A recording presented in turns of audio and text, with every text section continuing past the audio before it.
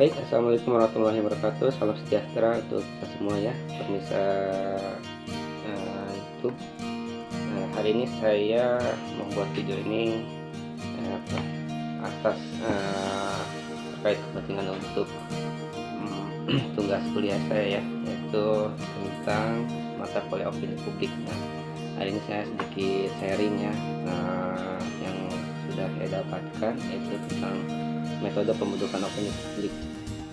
Nah, sebelumnya saya salam hormat kepada saya yaitu Bapak Heru Sudinta. Izinkan saya sharing ya terkait bab model pembentukan opini publik. Langsung saja ya, kita mulai dari para pendapat ahli ya. Opini publik menurut ahli Kim Bayong menyatakan the public is not held together by fresh or shoulder contact. A number of people scatter in space left to stimulus with of provided by indirect and mechanics of communication. Nah, itu menurut Kim Bayongnya. Nah, dilanjut dengan para ahli dari Hartono menjelaskan opini publik adalah kelompok yang abstrak dan orang-orang yang menaruh minat pada suatu persoalan atau kepentingan yang sama, di mana mereka terlibat dalam suatu pertukaran pikiran melalui komunikasi tidak langsung untuk mencari penyelesaian atau kepuasan atas persoalan atau kepentingan mereka ya. Nah, dilanjut juga diperkuat oleh Lawrence Lowell mengatakan publik atau umum hanyalah golongan yang memiliki perhatian besar terhadap pengetahuan cukup terhadap suatu masalah dan mayoritas berikutnya. Lanjut kita ke faktor-faktor pembentukan opini publik ya. Opini publik adalah pengumpulan citra yang diciptakan oleh proses komunikasi gambaran tentang sesuatu yang akan menimbulkan banyak tafsiran para peserta komunikasi. Jadi menarik ya opini publik ini. Jadi pembentukan citra ya dari suatu isu-isu ya untuk menimbulkan tafsiran, jadi sangkaan gitu ya, seperti itu. Kalau kita bisa dari tarik dari source-nya. Nah, Rudi Panuju dalam Only ya, bukunya 2011 halaman 18 menegaskan pergeseran yang terjadi dalam opini publik disebabkan beberapa faktor. Nah, ini faktor yang pertama ada faktor psikologi ya. Tidak ada kesamaan antara individu yang satu dengan yang lainnya. Yang ada hanyalah kemiripan yang memiliki banyak perbedaan. Jadi sebenarnya kalau kita bertukar pikiran atau gagasan ya, membicarakan suatu isu walaupun topiknya sama mungkin ya, apa yang dibicarakan gitu ya mungkin ya. Nah, faktor ini sama tapi banyak perbedaan. Kalau kita detailkan banyak sekali perbedaannya. Jadi katakan mirip ya tidak mirip juga, jadi banyak juga perbedaan walaupun apa yang dibicarakan sama gitu. Dan selanjutnya itu perbedaan antar individu berbeda bentuk dan cara meresponnya dan stimulusnya atau rangsangan yang menghampirinya. Jadi ya betul ya, jadi beda cara penafsirannya, penerimaannya beda, jadi meresponnya pun juga beda dan dengan cara stimulusnya gitu ya. Jadi balik lagi, jadi walaupun apa yang dibicarakan itu sama, topik sama, tapi dalam mencitrakannya itu punya ini ya apanya tujuannya masing-masing kayak gitu lah. Dan lagi perbedaan tersebut lagi menyebabkan pemetaan terhadap pernyataan yang sama bisa menghasilkan penyediaan yang berbeda-beda. Dua nih, lanjut ya. Faktor yang kedua itu faktor sosiologi politik. Ya, ini kuat sekali ya, sosiologi politik. Nah, publik menunjukkan cita super prioritas ya, superioritasnya. Jadi faktor pertama itu citra superioritas ya, sangat mempengaruhi. Jadi yang kedua itu opini publik menunjukkan keikutsertaan individu ke kejadian tertentu ya. Jadi fokusnya itu pada apa yang isu yang sedang kuat gitu ya, kalau publik itu seperti itu. Nah, lanjut itu opini publik berhubungan dengan citra, rencana dan operasi ya, action ya. Yang selanjutnya keempat itu opini publik sesuatu dengan kemauan orang banyak. Opini publik ditentukan juga oleh identik yang hegemoni ideologi ya. Jadi itu terjadinya faktor-faktor dalam dari sudut pandang sosiologi politik ya. 3. Faktor budaya. Nah, budaya adalah seperangkat nilai yang digunakan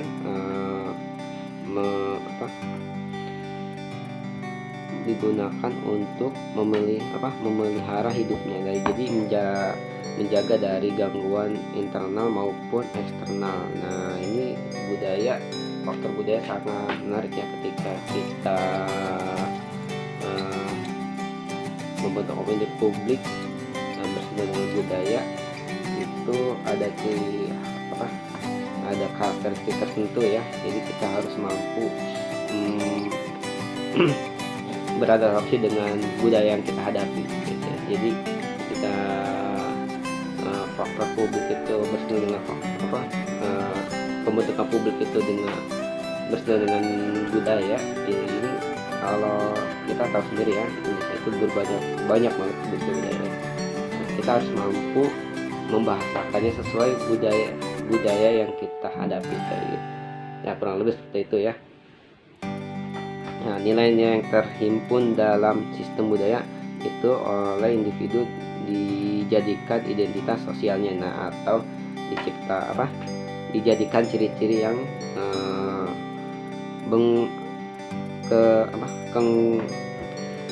dijadikan ciri-ciri kegotoro, ciri-ciri dalam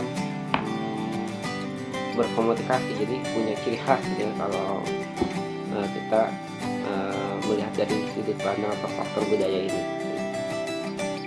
Dan yang keempat ya, terakhir ya, faktor media massa. Nah, interaksi antara media dan institusi masyarakat menghasilkan produk berupa isi media konten.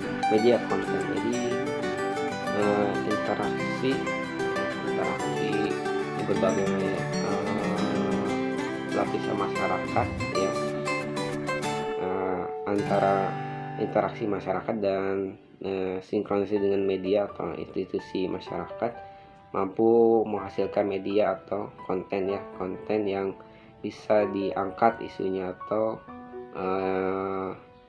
opini ya, bisa jadikan opini gitu. Jadi ini adalah faktor dari media massa. Nah, oleh audiens isi media diubah menjadi gagasan makna ya. Apakah yang dihasilkan dari proses penyajian pesan itu ditentukan oleh norma yang berlaku dengan masyarakatnya, pengalaman individu yang lalu, nah perbedaan individu dan selektivitas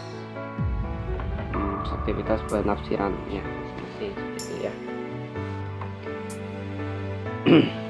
Dan terakhir nih ya, kategori ya, kita masuk ke bagian kategori opini. Nah, pertama opini publik, letter public opinion.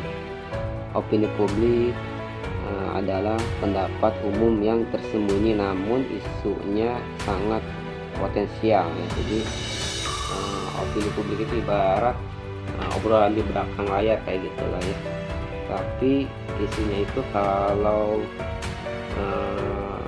isinya itu sangat kuat. Jadi obrolan di belakang layar, cuman ketika booming, nah itu bisa menjadi sebuah isu, atau mungkin kalau tidak ditangani bisa jadi krisis ya. dan itu juga ada dua sisi ya, bisa isu positif atau negatif ya, bagi mungkin eh, bagi si objek yang sedang diisukan tersebut gitu. Nah, opini publik ini kita lanjut. Nah, karena dalam masa tertentu dapat menjadi real atau aktual sehingga perlu diperhatikan. Nah, kedua, opini publik aktual public opinion. Opini publik aktual adalah pendapat umum yang nyata karena ditanyakan secara terbuka dan ditanggapi. Jadi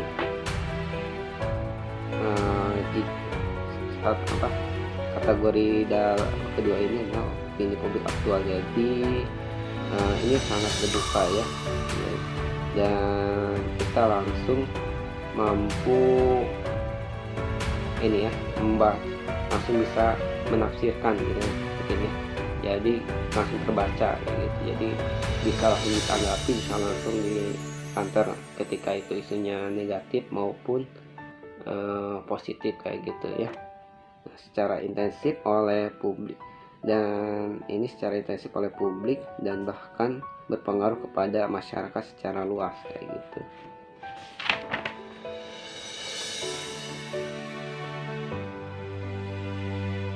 Nah, model pembentukan selanjutnya itu terakhir, model pembentukan opini publik. Nah, saya jelaskan melalui jadi kesimpulan dari pembicaraan kita hari ini yaitu bagaimana kita mampu mengarahkan publik itu ketika kita menjadi seorang kedepan menjadi seorang PR ya, mampu membentuk atau skenario opini publik gitu ya. Jadi kita ketika ditugaskan atau ditugaskan di suatu perusahaan maupun instansi maupun media, kita mampu membentuk opini publik yang bisa menguntungkan terhadap apa yang menjadi profesi kita kayak gitu ya. Baik, kiranya itu yang bisa saya sharingkan, kurang lebihnya mohon maaf ya, karena pun saya sama-sama sedang belajar ya.